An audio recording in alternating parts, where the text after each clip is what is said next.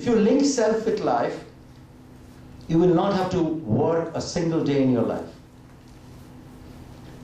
You don't have to work.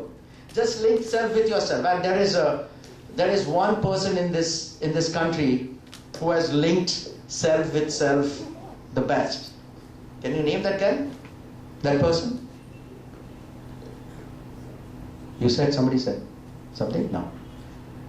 I'm sure you have it in your mind, but it's a little tough to say it in public. If it has come in your mind, then you're right. It is Sachin Tendulkar.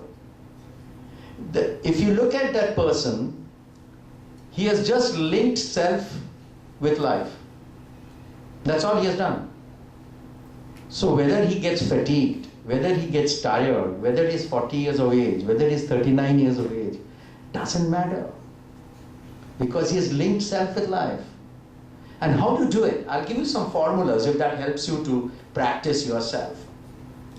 You know, we used to always say there is work and there is life. So I go to work and I have my life. In the current day context, courtesy all of you, that's a backdated concept. There is no work and life. There is a working life. That's one. So first and foremost, come down to what I call as a one life syndrome. There are not two lives you lead. You lead only one life. It's something like you take this glass and just wear this glass and see everybody through this glass. That's working life. You can't say this is separate and this is separate. So if you need glass to wear or whatever that means, you connect. So it's a one life syndrome which you lead. So that's the first way. When you are leading one life, you are relaxed on this going to work and leading life.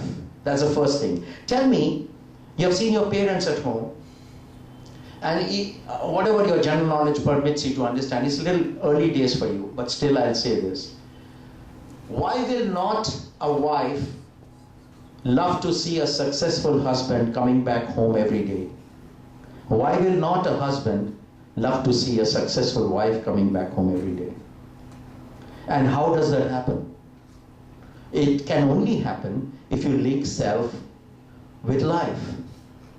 So this is an exercise very few people do. Very, very few people do. Try and do that. So if you're doing MBA only for a job, no problem. Go ahead and do it if that's what is in front of you. However, within that MBA, try to link yourself with life. There will be things which you will be able to relate. There will be things which you will love to do. There will be things which you connect. Identify those, because moment you connect, it is sustainable. You can do anything for it. You can lead a life for a long term on it. So try and do that exercise, then you will find that it becomes easier to live. I leave you with some more expressions. It can help you to change your life. Particularly in Bengal, I've seen this more than other states in India. We use a thing called emotion. Okay, emotion is normal, you do have emotion. I'm talking, of course, about over emotions. And you know, it's interesting. Many people today say, Amina, I'm too emotional. They say it with a lot of pride. Emotion, youngsters, if you close your eyes and think about this word emotion, it actually drains you. It actually pulls you down. It actually takes you away. You cry, you think, you sob. It's melancholic. It is sad.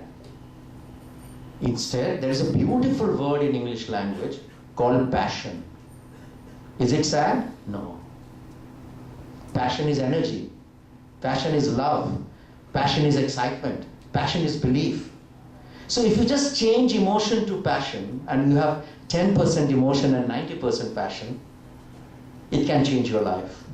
Just think about it. Second, we have a thing called mission. What I'm going to do today, what I'm going to do in the afternoon, what I'm going to do tomorrow morning. If you just look at a little longer landscape, which is what I'm trying to tell you today, entire presentation of mine, that look at your life beyond MBA. Do look at your life when you're 35, 40. Don't look at your life just now. That's the vision part. Look at your journey, link self with life. That again, a longer perspective. Moment you start looking at life longer, what you want to do tomorrow becomes more clearer. Moment you think of tomorrow, you don't know what you do day after tomorrow. So let it come, we'll see. No, in your stage of life, you can't say that. In my stage of life, maybe I can say that. In your stage of life, there has to be a thinking process, linking self with life, and connecting all the dots which I've talked about, creating self-identity and self-esteem, and then having a vision of your own self. And this vision I'm talking is of your own self, not of any company or corporations. The word stress is very, very, kind of again has a negative connotation to it. I'm very stressed today. But do you think the same negative connotation is there in the word stretch? No. There's a software in that stretch. I mean, stress is hardware. I mean, it's complete hardware. I'm stressed.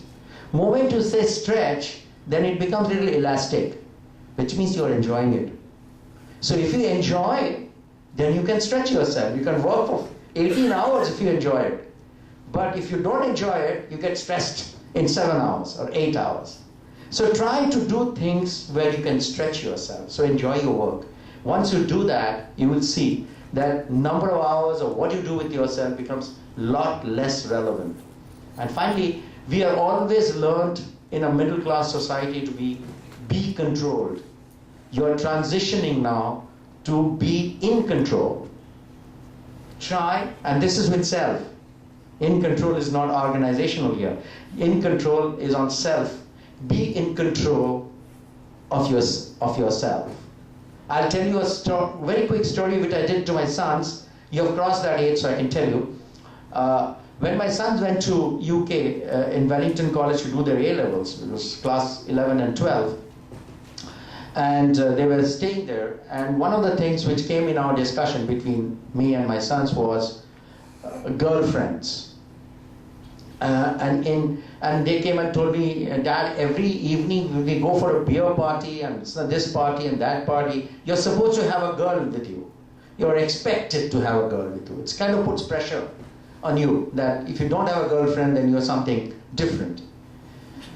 So you have to have a friend. So how does one deal with it? That was the discussion we were having. And I told them this, and I can tell you this. I said that to my son.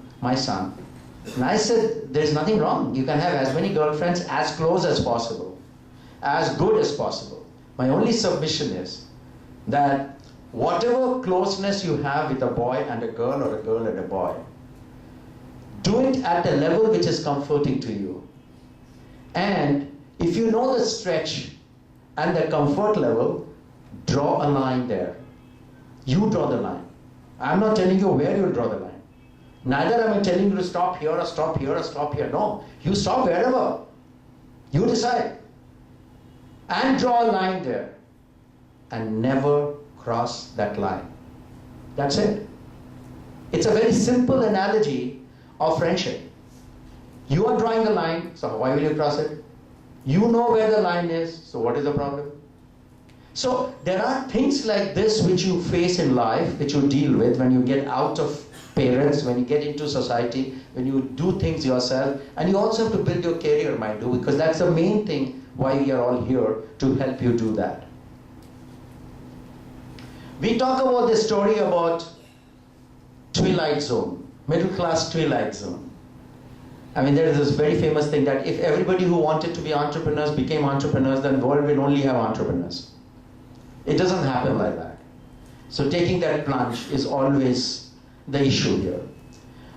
And in 9/11, my sons have a friend called Manish. He used to work in Goldman Sachs, which was on the 66th floor. He reached on 9/11 day his office 20 minutes earlier. And there was nobody in the office. It was around 8:30. He sat in the desk and he suddenly felt hungry. So across the road downstairs, there was a muffin shop. So he said, let me get a muffin. So he came down 66 floors, crossed the road, ordered a muffin. He got the muffin, he took the first bite and looked back, and he saw World Trade Center on fire. What security are we talking about? This is an example I give when people talk about security. Why did Manish come down? Why did he get saved? All his colleagues were gone that day, who were in the 66th floor. He just happened to feel hungry, he just happened to come. So my moral of this story is, don't bother so much about security. Deal with yourself. Don't stop yourself. This can happen and that can happen, as long as you feel good about doing something, and as long as you feel confident that you can make the travel. If you can, do that. And that's where you break the twilight zone. The twilight zone has to be broken. And that is where, like, I feel the riskiest thing in life, this is mine, this is not for you, this is just my statement. The riskiest thing in life is not to take risks. Because if you don't take risks, it's very risky for me. Then what will I do? I'll become a vegetable. I mean, I'll just sit and try to say everything. Like, it's like if you think of passing an exam, what is the best can happen to you? You will pass. That's the best, mind you. So a little bit here and there, you will not pass. But if you want to grow, you've forgotten what is pass and what is fail. You're growing. So there are small things in life which changes attitudes, which changes the way we live, that changes the way we think, and we can take things forward. These are the three things. The last slide is this. These are the three things I have practiced in my life, and I found, before you came in, whatever was your past, try and unlearn what is not necessary to be kept in your brain. Because it's like a big, balti, where unless you put that old water out, you can't anticipate the future, you can't learn more things. So do not keep your past tumbler full of past. Pour that past out and create space. Once you create the space, you start learning more, and you can look at the future. You get space for future, you get space for present, you can anticipate things. But if you just keep at the past and stay there, which is very unlikely for youngsters like you to do, I know, but still, then you stay. That is the difference between a learner and not a learner.